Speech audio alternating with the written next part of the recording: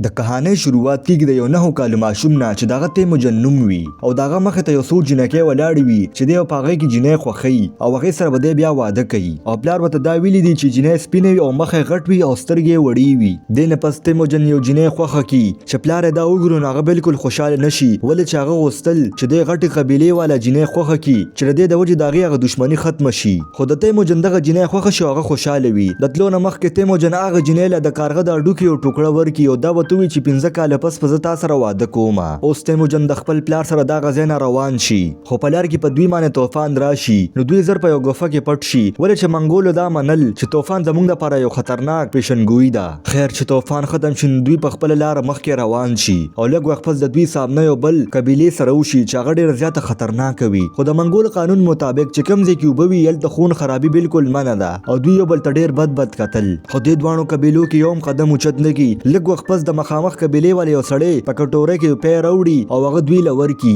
نو د تیموجن پلار په بدله کې ورله په کټوره کې واین واچوي او اوچه غوښه ورله ورکي. خو د 5 کلونو مخکې تیموجن پلار ته ملګري وایي چې دا پی په یو غلام باندې وڅښه ولې چې د مخامخ قبیلې والے ارادې موږ ته ټیک نه ښکاري. خو د تیموجن پلار داسې ونه کړي او هغه په یو سامان دغه ټول پی وڅکي. خو هغه ته څه پته وه چې مخامخ قبیلې والا څومره چالباز دي. اوس دوی خپل سفر جاري وساتي او لږ مخکې تلو نه پس د تیموجن پلار د اس پې نه راپروزي ولې چې په هغه پیو کې زهر و د هغې د وجې هغه مړ شو. نو دلته یو الټان نومي سړی چې دا وګوري نو هغه د خفګان په ځای خوشحاله شي. نو تیموجن چې دا وګوري نو په هغه باندې کوړه وچلي. اوس د تیموجن د پلار د مرګ نه پس الټان په هغه قبیله کې بغاوت شروع کړي او په خپله دغه قبیلې سردار جوړ شي او د تیموجن مور ډېر کوشش کو چې دا قبیله روانه نه شي خو الټان ډېر زیات بغاوت شروع کړی وي. نو د تیموجن مور الټان ته وایي چې تیموجن را روان وخت کې خان وي در اصل د منګول سردار چې کم یې هغې ته خان وایي. نو الټان چې دا خبره ووري نو هغه دا وایي چې دې غټېدو ته ولې پرېږده موسی مړ کومه. خو د منګول قانون دا وي چې د دې بیلګاډۍ وي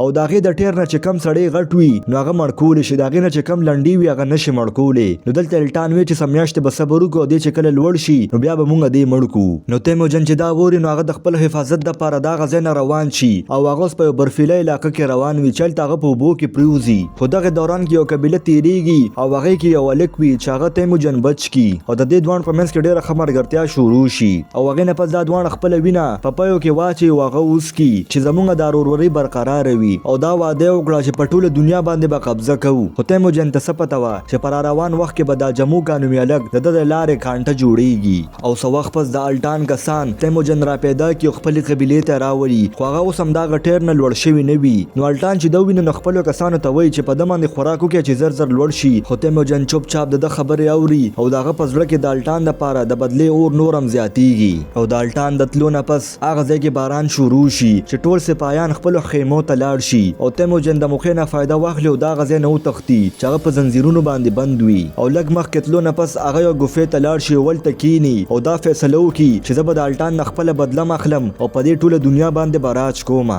چې هلته یو لیوه هم راشي او د هغه غورېدل تیموجن اورېدل خو د هغه په زړه کې اوس یاره بیخي ختمه شوې وي.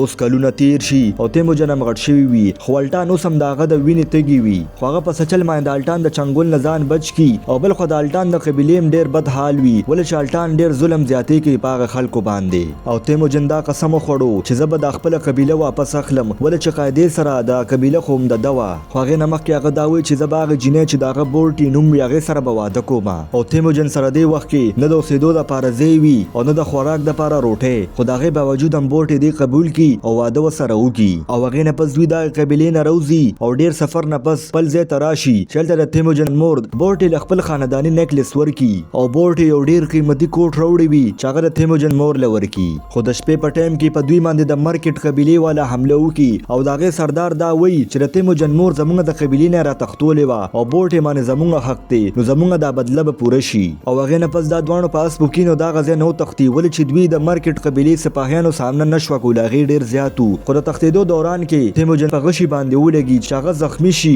او بورټ یې د هغه اس په یو چابک راخطا کړي چې هغه د هغه ځای نه تیز لاړ شي او په خپله ځان د مرکټ قبیلې په حواله کړي. هغې نه پس تیموجن خپل لورو جامو کاله راشي د هغه نه د مدد غوښتو دپاره چې موږ بورټ یې بچ کړو او هغه قیمتي کوټ ورکړي ولې چې تیموجن سره دې نه علاوه بل قیمتي شیز نه و او هغه ورته دا وویل چې بورټ یې به بچ کوو. دلته ورته جاموکا وایي چې د منګول قانون دا دی چې د ښځو دپاره به جنګ نه کوو او تا ته به د هغې په شان 10 ښځې میلو شي خو تیموجن بورټ ډیر زیاته خوښه وي او داغه د ډیر ضد د وجې جاموکا داغه د مدد کولو د پاره راضي شي خو جاموکا ورته وایي چې اوس موږ په هغې حمله نشو کولی. اصل کې جاموکا اوس سردار جوړ شوی وي او داغه د پاره خلک د جنگ کولو د پاره تیار نه وي. د دې د وجې تیموجن اوس مجبورن انتظار کوي او اوس میاشتې تیرې شوې او دې نه پس دا دواړه په یو ځای باندې سپاهیان ځان سري کی او په مارکیټ قبیلې باندې حمله کولو د پاره روان شي. اوس دوی مخکې روان چې دوی په یو غر باندې خېږي خو هلته جاموکا وګوري چې دومره خاموشي ده نو هغه باندې د خطرې بینو لګېدو او داغه شک بالکل صحیح هم وي ولې چې هغه ځای کې ډیر زیات د مارکیټ قبیلې سپاهیان موجود وي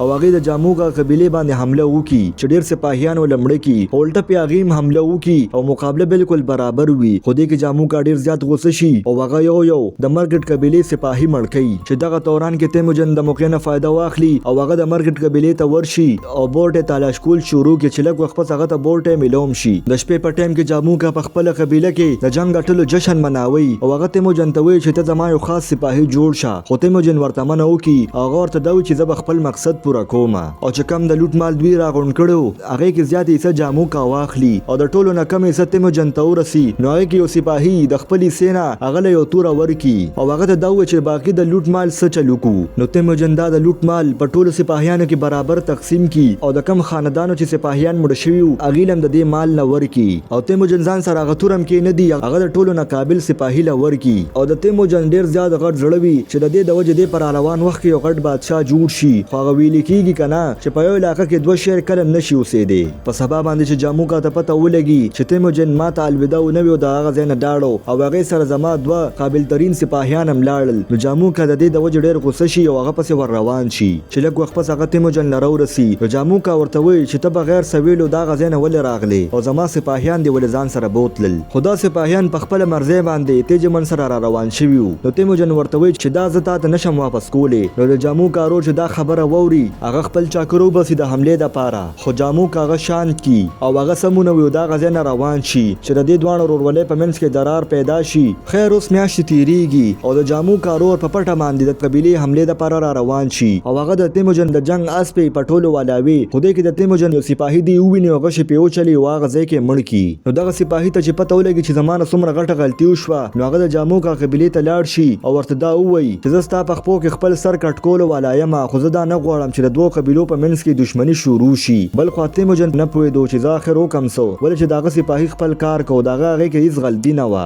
او بورټ هم تیموجن ته وایي د دغه سپاهي باره کې چې هغه ټول عمر د دې قبیلې حفاظت دپاره تیر کو او که هغه خپل سر ښکته کو د جاموکا سردار مخې ته نو د خلکو په نظر کې به د هغه دپاره هېڅ عزت نه وي بیا. بل خوا ته چې الټان ته د جاموکا د رور د مرګ باره کې پته ولګي نو هغه جاموکا له راشي په اور کې د پټرولو اچولو دپاره نو دې سره جاموکا ډېر زیات غوسه شي او هغه دا قسم وخوري چې زه به د خپل رور بدلا اخلم او الټان هم هغه سره یو ځای شي د تیموجن خلاف د جنګ اعلان وکړي. بل خوا چې تیموجن ته پته ولګي نو هغه واړه ښځې او بوډاګان یو سیف ځای ته بوځي او د تلو نه مخکې هغه له ښځه د نشانۍ په تور هغه ورکړي چې کوم ول ده ورکوټوالي کې ورکړی و او هغه ته دا وایي چې زه به تا ته دعا کوم چې صحیح سلامت ته واپس راشي. اوس چې د تیموجن سامنا د جاموکا لشکر سره وشي نو هغه د دوی په 100 ګونه زیات و خو د هغې باوجود هم تیموجن او دغه سپاهیان ونه یارېدل او جاموکا چې څنګه خپلو سپاهیانو ته اشاره وکړي نو هغې د جنګ دپاره ورمنډه کړي چې دې کې یو زبردست جنګ شروع شي خو دلته د تیموجن سپاهیان ډېر زیات قتل شي او هغه چې دا وګوري نو ډېر زیات غوسه شي خو لږ وخت پس هغه هم د دښمن سپاهیان ګیر کړي او دا د ده ډومبې او آخري هار وي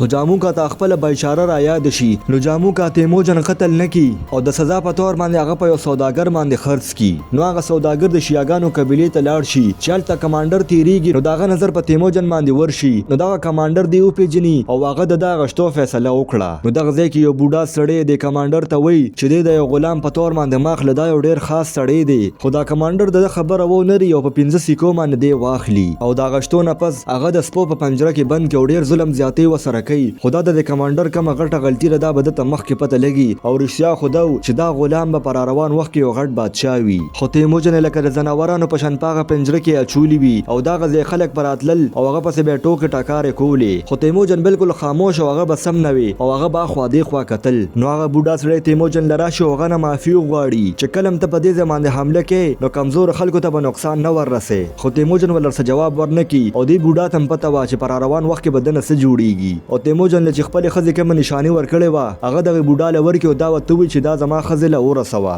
چې دا بوډا هم هغسې وکړي او هغه نشاني راواخلي او مخکې روان شي او د ډېر سفر نه پس هغه ګرمي برداشت نه کی او هغه ځای کې راپروزي او سا ورکی دنه پس مونږ وینو چې بوټي د خوب را پاسي او هغه ته محسوس شي نو هغه چې د خپل لور سره بهر راوځي نو هغه د بوډا لاش ویني او هغه نشانه مو ویني نو هغه پوي شي چې تیموجن ژوندې دی د دنه پس هغه د تیموجن د بچکولو فیصله وکي او هغه ماغه د شیاګانو قبيله ته راشي او ډیر وخت پس بوټي خپل خاون سره ملو شي او هغه چې دی وویني نو هغه د خوراک د کمی د وجه ډیر زیات کمزوري شوی وي او د تیز نور او د هوا د وجه دغه سرمنم ستغه شوی وي نو بوټي چې دا وګوري نو هغه ډیر زیات خفه شي خدا اوس د خفګان ټیم نه دی او د شپې په ټایم کې بوټي او سپاهی لا د چاندې لالچ ورکی او دا سپاهی په ذریعہ باندې تیموجن راخلاص کی او خپل قبيله ته راشي خو تیموجن چې هغه ځای وګوري د منګولیا د زبردست جنگ د وجه هغه ځای بنجر شوی وي چې تیموجن هغه غوفه ته بیا راشي چې ورکوټیوالي راغلی او هغه ځا قسم خوړو چې د ټولو نغټ حکومت په ځ جوړوم اوس کلونه تیر شو او د تیموجن دا خوب رښتیام شو چې هغه خپل مقصد پورم کو او هغه سره د دنیا د ټولو نه چکم قابل ترین سپاهیانو هغه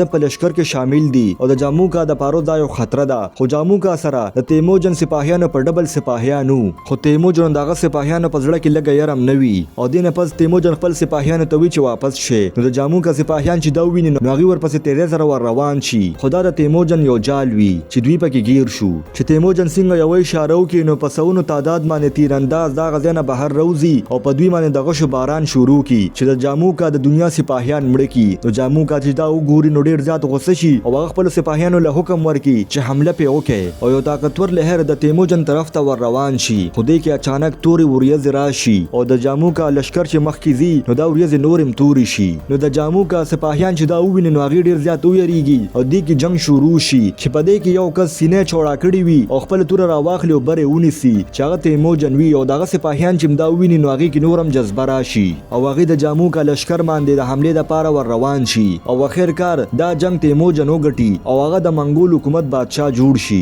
او د منګول حکومت مطابق کم کس چې جنگ وګټي نو د دشمن غلامانو سپاهیان هغه به قتل کوي خو تیموجن داسونه کی هغه ټول پری دي او ورته دا وی چې زمونږ په لشکر کې شامل شي او هغه نه پس هغه خپل خیمه تراشي شلته دغه مخه د جاموکا راشي او هغه د اول نه جاموکا دشمن نه غنو او د دې نه پس هغه معاف کی او اوس وخت تیریږي او اخر کار تیموجن د شیا په قبيله باندې حمله وکي او هغه غسیو کې چې کوم ته بوډا ویلو هغه په کمزور خلکو باندې ظلمونه کی او هغه نه پس هغه درې لکه فوج تیار کی او په آس پاس ملکونو باندې حمله وکي چې هغه نه پس دی یو غټ حکومت جوړ کی او دا کہانی انسپایر ده د تیموجن چنگیز خان نه او د سره دا کہانی ختم شو کو تاسو دا کہانی خو غشوینو دا ویډیو در سره لایک کې او چینل در سره سبسکرایب کې